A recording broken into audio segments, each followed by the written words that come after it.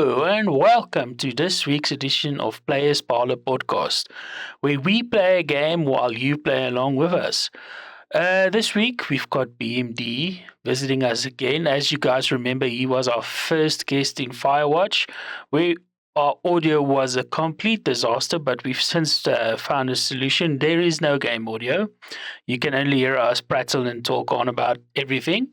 Horizon Zero Dawn is the game that we're doing, as I said, and it's one of those games that I've not really played it. I've not yet had a chance to fully play it because I kind of want to do a full stream about it. But as far as I'm aware, though, BMD does have quite a bit of experience to it. So, BMD, want to introduce yourself quickly while I start the game for us? Yeah, hello everyone. I do have some experience with the first game at least. Like I said, I did play it at the time because it was kind of one of those things you, as a PlayStation person going into the PlayStation 4 era, this is one of those games like, oh, you should try it. It has to be on your list of trying games, especially for PlayStation entries, because it was one of the games as well that was supposed to showcase what the PlayStation 4 at the time was capable of. Which I think this game does do a good job. Aloy! As I start screaming. I,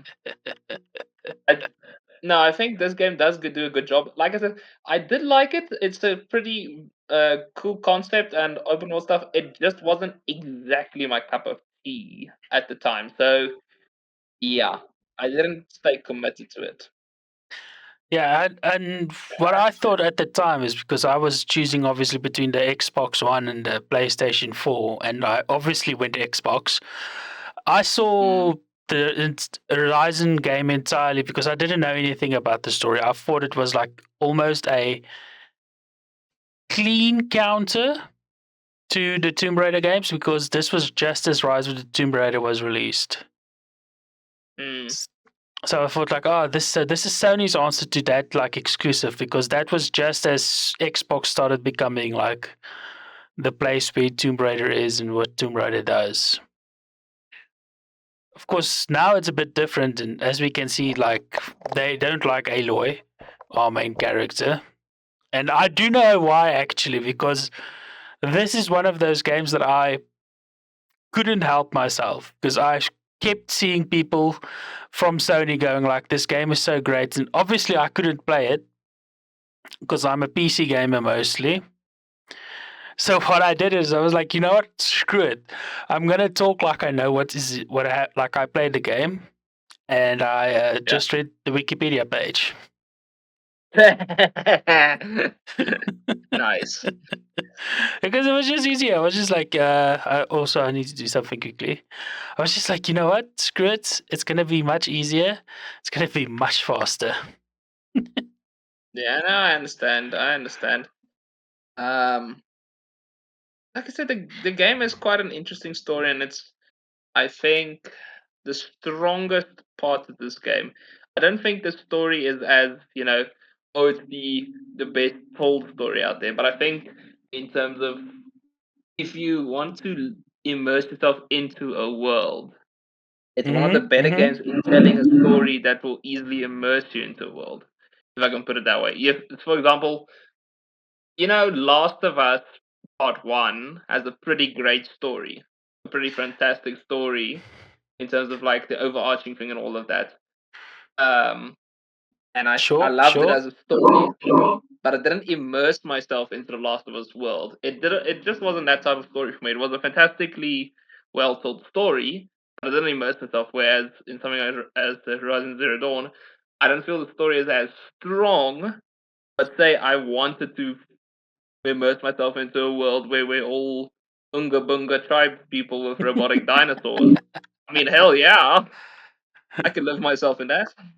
Yeah. It's definitely a, I want to say, story that requires you to live in a little bit, but also like not live in with it because there's so many parts of the game that completely pulls you out. Like when I first saw this area, because obviously I just read the story, so I was just like, oh, okay, so it's like a future story about, but like, and then I got into this area, I was like, oh, this is not what I expected.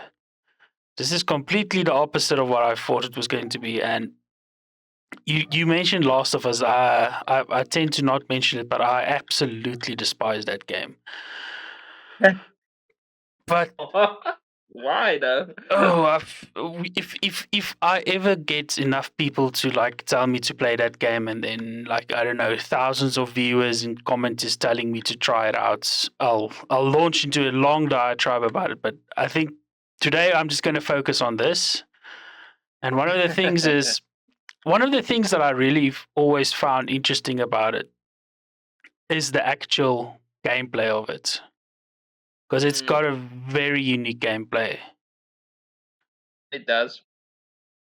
And also, I don't know if you've noticed, but because I'm playing on like a proper gaming computer, it does look quite a bit better than it does on the PlayStation 4. Naturally, yeah. Yeah. So it's one of It those does. things like this is how I experienced it. So for me it's always kind of looked amazing. And then I remember I played this just as the second one released. I think, yeah, because this got on Steam like I think a day or two before they released the second one. I can't even remember, and I bought it for like on a special as well. So I was playing this. I was like, oh, this looks really really fantastic. And then the first thing every streamer said was like, oh, look at this, Horizon Forbidden. I think it's Forbidden West. Forbidden West.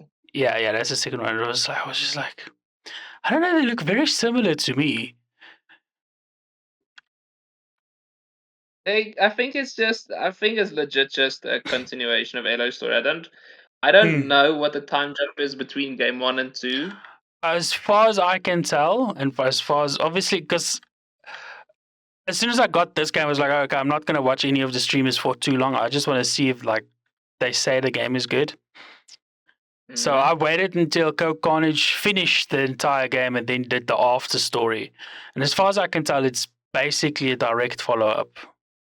Like Yeah, that they don't that really would make skip sense time. because Yeah. yeah, that would make sense because it's yeah. It you don't see I don't see any aging in Aloy, and I don't see too much of a. You see, that's the thing is like also a very interesting like dichotomy of the time period because as I said, it's tribal people, clearly tribal people, but they have Mm, this weird access to tech, mm, as in mm, like what you mm. see now, like this is just the beginning and stuff like that, and the tech they use. And I'm not even talking about the ancient tech she keeps stumbling upon. I'm talking about like the bows she uses. Yeah, Clearly because as I advanced stuff. understand it, they basically destroy the like robots and robot animals and stuff and build stuff from Yes, their parts, yes. which So the is dichotomy is very weird for me because then how do you, if I go 30 years into the future, the only way for me at this point to tell that it's 30 years into the future is if you age Aloy. Like I genuinely don't know mm, mm. how do you show me to the world? Oh, it's 30 years into the future. Like because now there's both the future and the past just chilling here. Okay, yeah, but this is one of the things that's like spoiler for the main story of what Horizon is about. At some point, Aloy won't age if everything goes as planned. Ah, yeah, I don't think I got to that point. Oh I yeah, do okay. remember. Yeah. I only know this because of the wiki, because the wiki basically talked about both games. Of course, you know. Mm. The last mission I do remember was getting into the. Was it the volcano? Like there was something around a volcano or a mountain or something. I see. Remember Now specifically. you're talking about the specifics that I won't know about because I got to adult alloy, Yeah. whatever, and it was basically I spent about I think 20 minutes playing the game, doing like the first stealth stuff, and then that old laptop just went like, listen, I know you like this game, but I can't play this game. It's not you, it's me. Yeah, Died. it basically went that, and I was like, okay, let's not push it further. And I can't even remember what the hell I have to do. Mm, Ah, there you go. To face unavailable. yeah. Just scanning Yes. the room. This took me also a long while the first time I played it because I never paid attention when it told me what button it is to scan, and I spent the entire time running around like just trying to figure Just out stuff. I was like, "Where's the scan button?" pressing every single button. Okay, let's see. Yeah, Here but like we I pressed the scan button and like stuff would pop up, but I didn't understand what it did. I was go. like, "Am I just pinging something? Is this is like a ping like Apex Legends, like ding?" Fortunately, it's not that complicated in reality. Once it is one of those games where you if you figure things out, it kind of goes, but like it also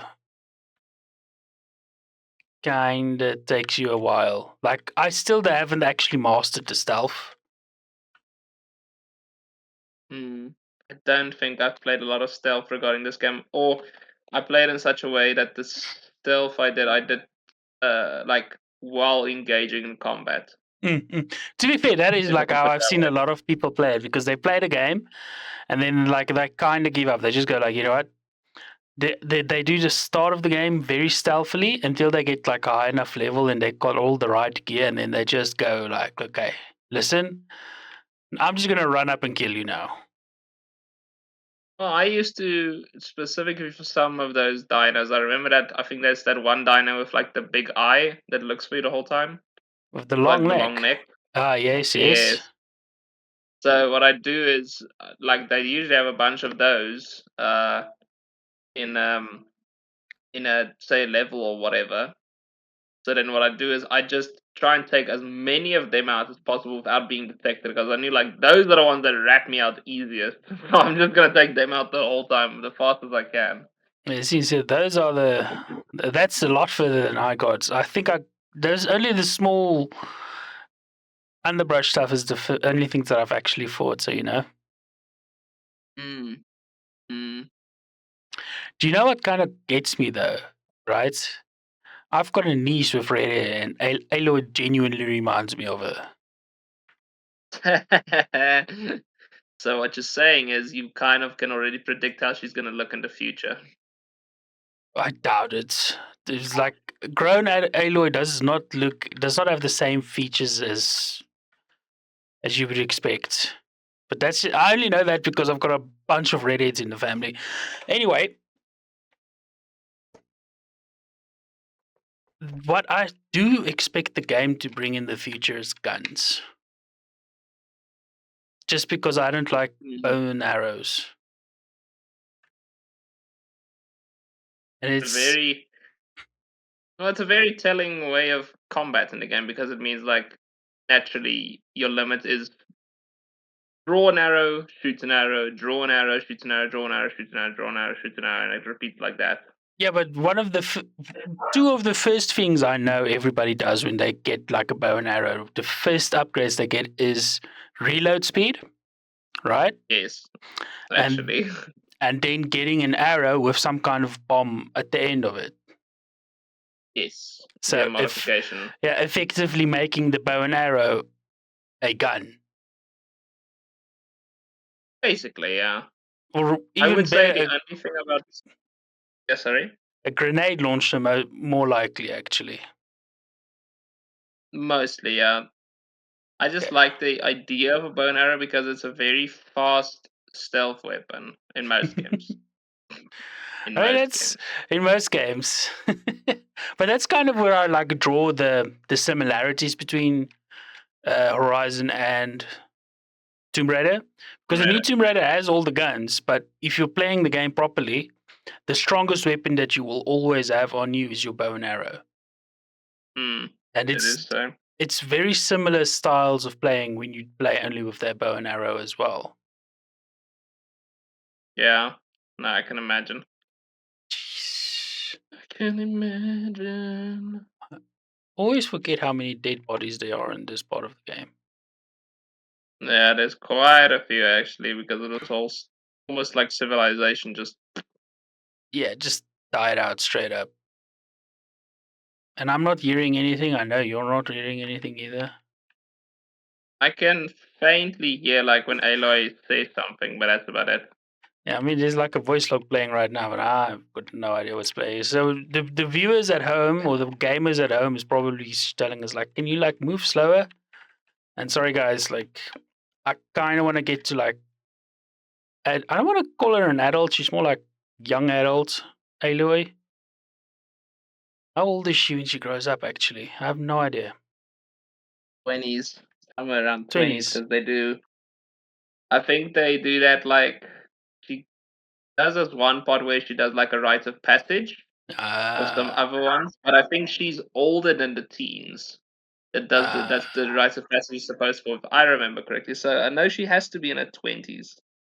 It makes sense. It makes sense. Okay. Yes, but this game, I don't know about you, BMD. Also, the listeners are probably going like, we're very, very quiet. Guys, everybody listening at home, it is currently 20 to 11 at night. So I also don't think we're going to do the full 2 hour stream tonight. Full 2 hour recording? How would you call it? Hey man, just pretend you're back in high school and you're able to sit through many, many hours like this at late nights. I mean, I really wish I could, but the new doggo literally wakes me up at 7 a.m. and That's it's what. it's been a shock, eh? Yeah, I was gonna say that it does bring a new kink to the routine, doesn't it? When they all of a sudden, I mean, you're not alone. My cat is extremely adamant that it should be fed at 5 a.m. It is Yo, no, extremely adamant. no, no way. Like it doesn't bother me too much because I'll feed the cats, and then I'll just hop back in bed and I'll drift off. But it's like I know by now. I can tell you for a fact by now 5 a.m. or if he's pushing at 6 a.m. He is very adamant. Has to be fed there. He can't wait until I actually wake up for work or whatever. It is the bone. Yeah, I would not be able to handle that BMD. If anything wakes me up after like 3 a.m., I'm not awake. I'm not a happy person. You don't get normal sock then. Stinky sock. No, not stinky sock, angry sock. Angry sock. Because the issue is it Uh, takes me. We're totally not talking about the game, but everybody, it's cutscenes, and I don't want to skip the cutscenes either because it's actually important to the lore.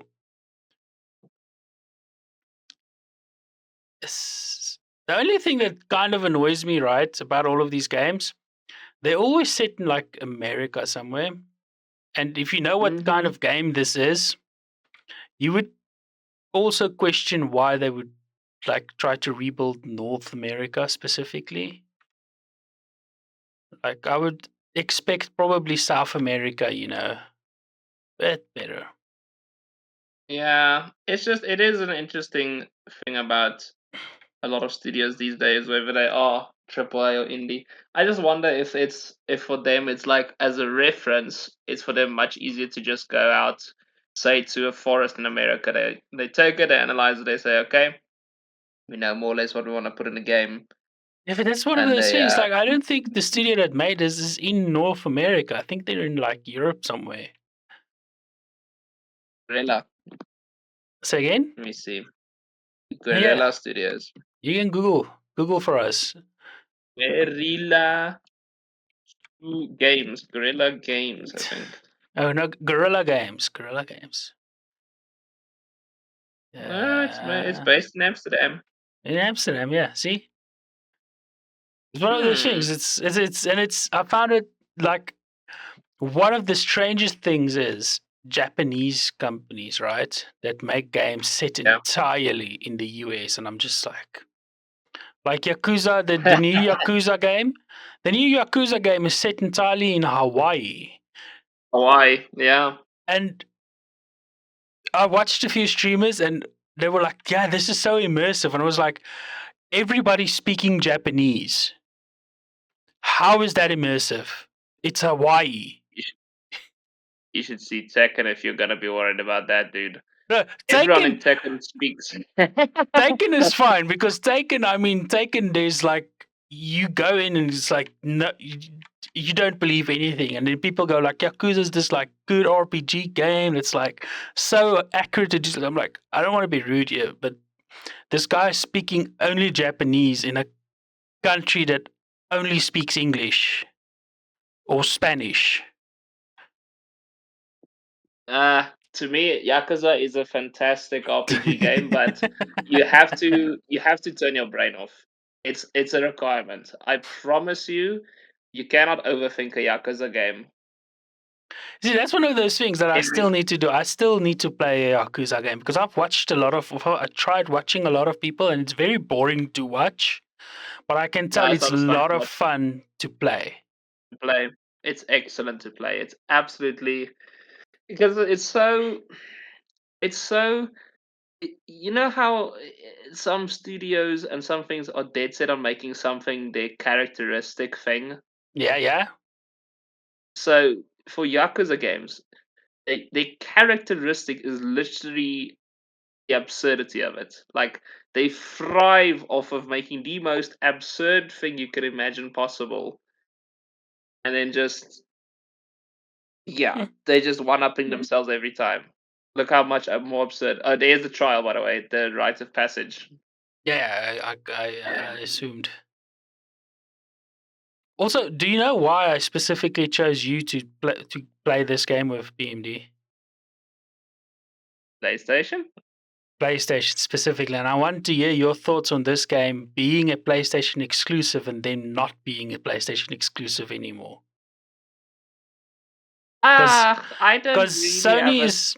Sony is the only one Yeah. doing that. Like Xbox is like, oh, if something is Xbox exclusive, it stays an Xbox exclusive for surprisingly long, like forever. It's only Sony that's recently started being like, oh, okay, you know what, this game that used to be an exclusive, put it on PC. Well, Xbox did it now for the first time with Hi-Fi Rush and some others. They finally now also reciprocated off of Mm. theirs. I think the thing is like I wonder if it's because of the Microsoft acquisition that Xbox isn't naturally drawn. Oh no, technically it is a Microsoft exclusive usually. So no, that's not it. But I don't have a stake in the claim when it comes to exclusivity. I couldn't really be more bothered being like I enjoy having a game on the system, but I don't enjoy like the exclusivity of it Yeah, because you kind of want I, others to play with you. I kind of want others to enjoy the game as well. So I think in the case of, for example, Sony, it's not such a big gut punch because it's just a bunch of single player games mostly. There's very little exclusive multiplayer games that PlayStation makes. Mm-hmm. Sony. But like for example, I didn't necessarily like the Xbox multiplayer games, but I could just imagine to myself like I'd imagine some people on PlayStation would have enjoyed to play Gears or Halo or those. It's kind of always just I find it sad. It's like I'd like to just know that any and every game that comes out now, anyone should be able to play. I don't understand the exclusivity thing, I and it mean, feels if we're like now talking that about something recently, we can probably talk about Helldivers too. That's only Sony and PC. that's the first like that's the only multiplayer Sony game that comes to mind, and I'm still sad about that in a way because like oh imagine how nice of a community or bigger community you could have had if it came to Xbox. Yeah, I can I only mean imagine cross that platform. thing. Uh, but Strider, this is what these guys are called. I just remember their name. yeah, it's like the Helldivers thing is specifically. It's one of those things. It's just like maybe it would have been slightly better to make it like timed exclusives. Like Yes. so, like Xbox used to do quite a bit. You know, it's like we're just gonna make a timed exclusive. Okay, where the hell is the other rock? Oh no, he's already killed the thing. Because I think that community would have been so much more active than it is already. Because right now it's got I think it's got one of the highest concurrent players on Steam still to this day. And I think a lot of Xbox players, especially I know Game Pass players, are being like, "Oh, this is kind of annoying. We also kind of want to play, you know. We don't No, want to." I understand it completely because I mean, when it comes also to live service, I think that's one of those games that did live service very, very well in recent times. Mm. And then we get single So player games like Horizon, which I actually think Horizon is in danger of being forgotten because a it little. they make each release makes a big splash, but I've noticed that after about a month they've forgotten. And I think with they, like I said, they just don't stand out as well compared to other games. I think it's as a game, it's a good showcase, you know, for Sony and stuff like that. But I don't feel like it's their strongest game. If someone, for example, asks me, "Oh, you know, what PlayStation game would you recommend?" The one that comes to mind immediately are your standard ones, your normal ones. So God of War, Spider Man, mm, mm. you know, because I just feel like they are stronger games for me. And Uncharted. If you want a really fun story with more mechanics, just do Uncharted as well. That game, Uncharted 4 especially, the graphics for that still hold up exquisitely. Yeah, but Uncharted 4 is the last one, so I would really hope that one holds up. But you've got a point there. One of the only reasons that I really want to buy a PlayStation is to play the Uncharted series because those games are just on a whole different level of archaeological exploration.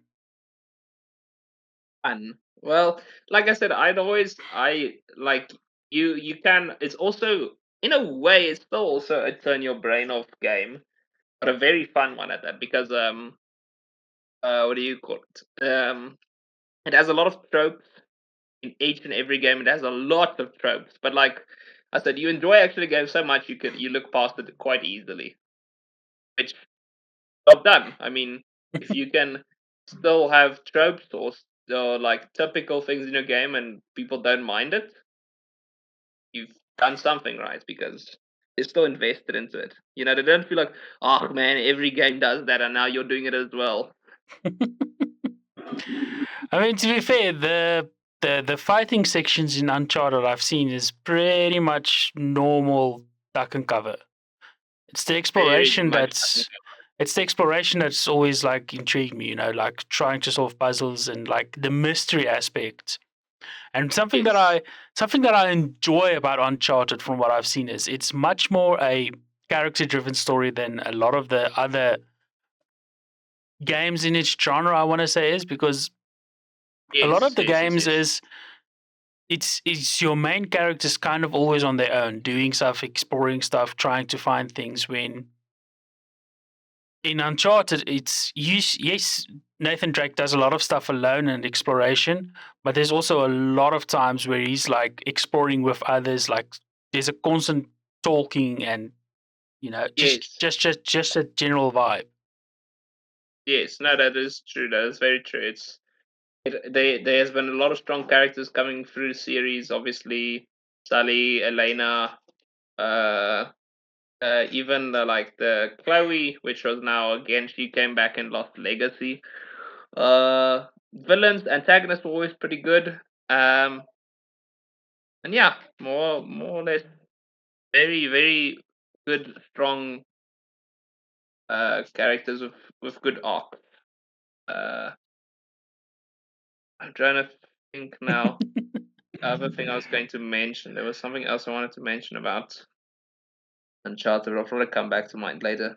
Oh, did he push her? I couldn't remember. Did he actually push her there, or did he try to grab He her? tried to grab her and then He accidentally grabbed the only weapon from her, the bow.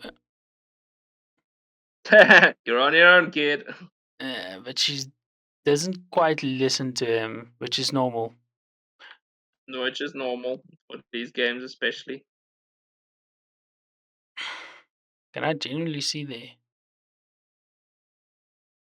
Yeah, this is. Oh, I remember this. This is like the patrol routes or something. You can see. Yeah. Watch it. Yes, I remember now. Um, Wee. Thank I mean, you. the only big other PlayStation exclusive I can think of coming out now that a lot of people are talking about because it's the first. I think this is the first PlayStation 5 showcase game, which is extremely late, but I guess better late than never. That Stellar Blade game. Oh yeah, Stellar Blade, the one that's currently making news for a whole bunch of Jiggle, jiggle, jiggle, jiggle jiggle. physics. But the funniest thing that I've seen about the Stellar Blade recently is someone genuinely going like, "Oh yes, you can see this was made by a guy," and then the character creator going like, "Listen, I'm literally a woman." Yeah, it's like it's not even unrealistic. They literally took a body scan of a model and used it in their game. It's like what else do you want them to do? And it's actually one of the things that is part of Horizon Zero Dawn story is when the high quality video plays, right? Aloy has like the small hairs that people have Yeah, on their yes, yes, face and yes. stuff, and then no bodies. And I can remember that being like a massive thing. Like a lot of gamers went in and was like photoshopped that and like cleaned it up and it was like, yeah, this is what true beauty is. And everybody was just like, listen, guys, we get the feeling you've not really seen any human beings in a long time. Because if you did, you would Yeah. know that that's actually pretty normal, and there's a reason why it's so impressive. Yeah, no, I like I said, it's just more of a yes, but I think the thing is like even I remember now what I wanted to say about Uncharted, but I'll circle back to it. But the other thing is like even games like Tekken, for example, is like it's not only just like the pores on the skin or the hair follicles or whatever. It's like even cracked lips, like the little cracks you get in your lips, Mm-mm. or just a little like I don't know how to put it, but like flaws basically, flaws in a human being is Yeah, like like there. it's normal and like It's nothing. The issue has always been that like AI stuff or computer generated stuff has always been too smooth and too perfect and flawless, you know. And yeah, now that yeah, yeah, now that the graphics have actually reached a point where like, listen, we can show the flaws that humans have and like everything else that should be there. Now they're complaining about that and they're saying like that's not realistic. yeah. No, I remember a lot of stuff like that. The thing I wanted to talk about with Uncharted, which you will appreciate as well, with the way I think you play games and stuff like that, is Naughty Dog, and like all of the games are like this. Even if you don't like Last of Us, this is still something that's in Last of Us, and like still something that you see in all of the games. Naughty Dog's ability, like attention to detail, is stupidly good. You see, yeah, I think I really would appreciate that because that is something that I notice when a lot of games that I don't like and when I think you're probably seeing in the reviews as well. It's there for thousand cuts. Like if a game has one big flaw, I can kind of like ignore it and just like work around it and still Yeah, find something to like. But it's when there's a bunch of small stuff that's just like, yeah, I don't enjoy this. Like, why is this there? yeah. Why is that not there? It's just very annoying overall. And if You you're got a telling me Steam that, achievement. yeah, I told you I've not really done much in this game.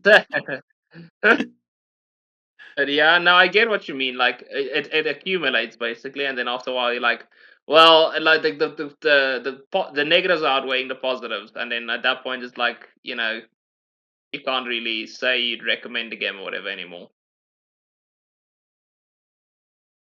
Exactly, and I'm really hoping Um, that Horizon is different, you know, because it's gotten enough I feel like patches and enough yeah, polish to just be the experience that they want.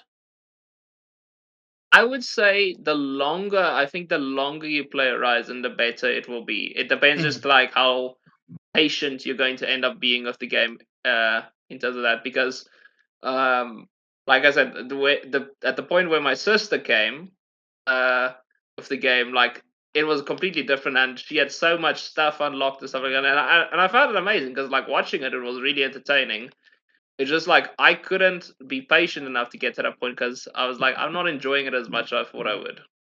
And And you know, it is something that like a lot of, especially these types of RPGs, require from you. You need some initial patience for about 2 or 3 hours to get through the slow parts in the game and like the tutorial parts in the game, the parts of the game where you just kind of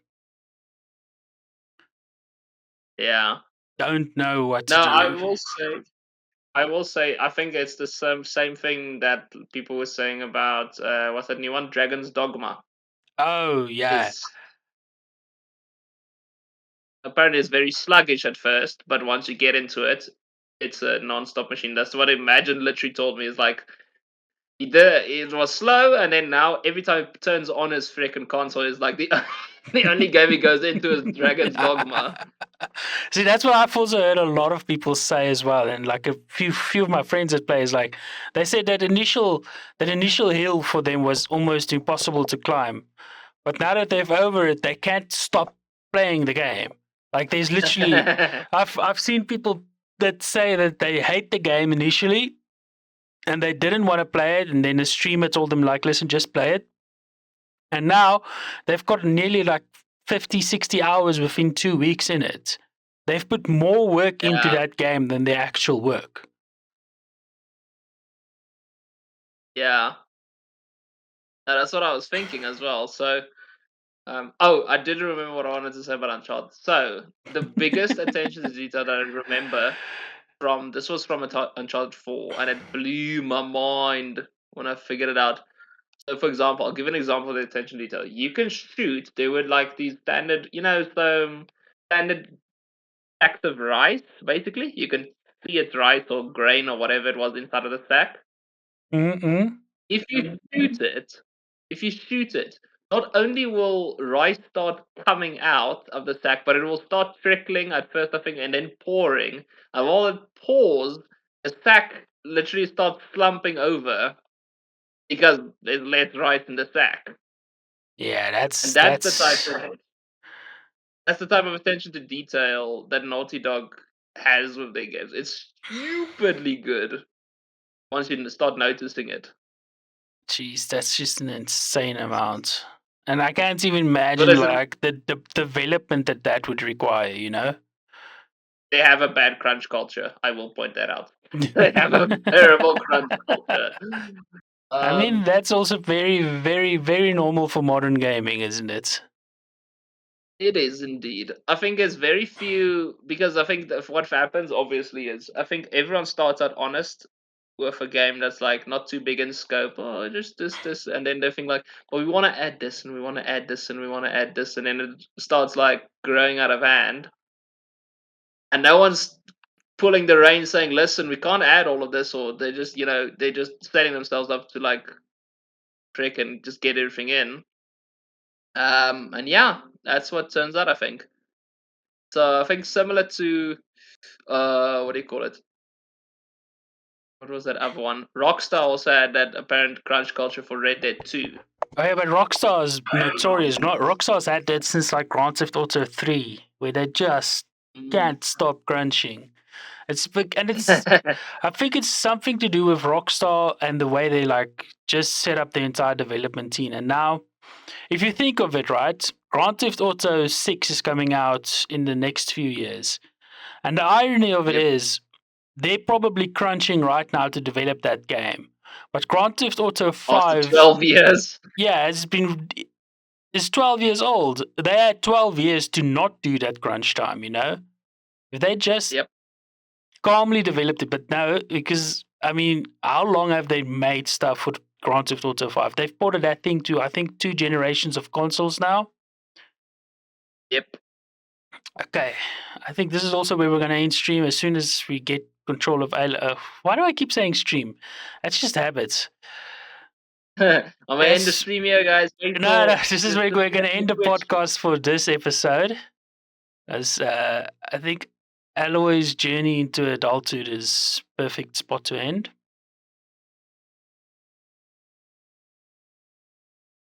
She looks back at the camera. Oh, sorry, She back at her did. father. I mean, I was just like, she didn't really look back at the camera. She looked at the guy, whatever his name is. There Father we figure. go.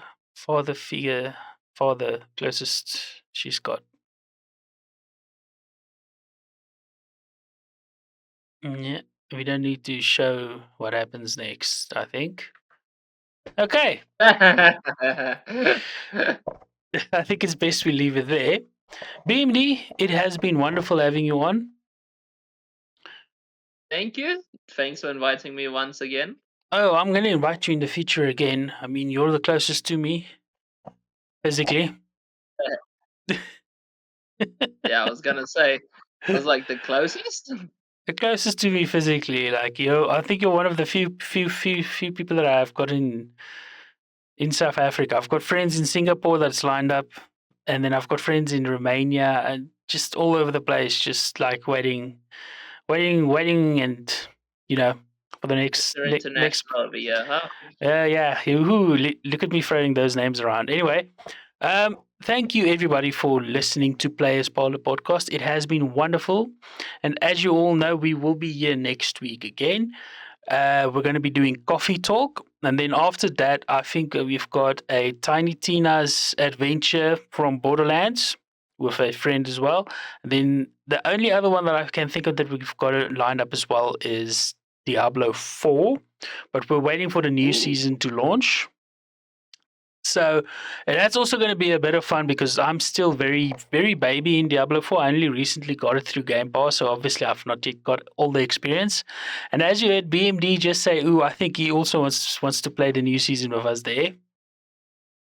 Uh it's a bit too hack and slashy for me, but I did enjoy Diablo's like story and stuff. It was quite interesting. Yeah, okay. Well, thank you, everybody. BMD, do you want to say goodbye? Goodbye. Okay, everybody. Thank you so much for being here. Well, I hope you all have a lovely day and see you next time.